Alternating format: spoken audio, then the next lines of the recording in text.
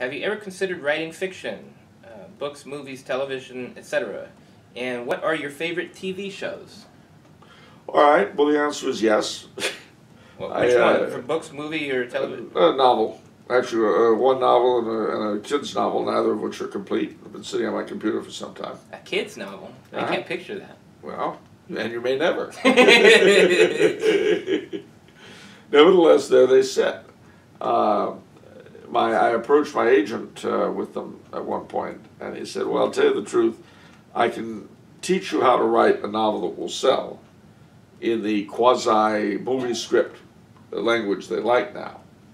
But you would not enjoy the lessons, and even if you succeeded in learning how to do it, I can't promise you I could sell them. Ah, okay. So that was enough to discourage me from fiction. But you never know. You never know. The second question. TV shows. TV shows. Well, my favorite TV shows, I must be honest with you, are the ones I grew up with. So, Perry Mason, Bewitched, Green Acres. I have a very pedestrian taste in TV shows. The Twilight Zone, One Step Beyond, The Addams Family. Yeah, the weird stuff was pretty big back then. And comedy. You know, I love the old pre All in the Family sitcoms, because the rule for them was a weird individual or people in the normal setting, or normal people and individual in a weird setting. That was the rule of thumb for sitcoms, and that was the basis of that kind of humor. And I still find it hysterical, although modern sitcoms are more interested in dirty jokes than they are in. You don't like All in the Family? Not really.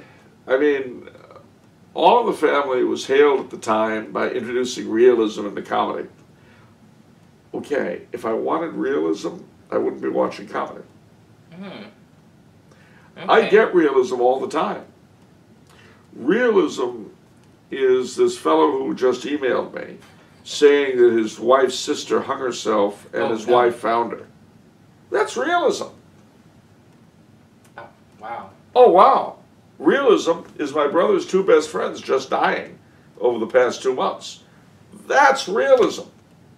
If I wanted that, I don't need it for television. I don't need that on TV. I got all the realism I can stomach in the real world. Okay. No.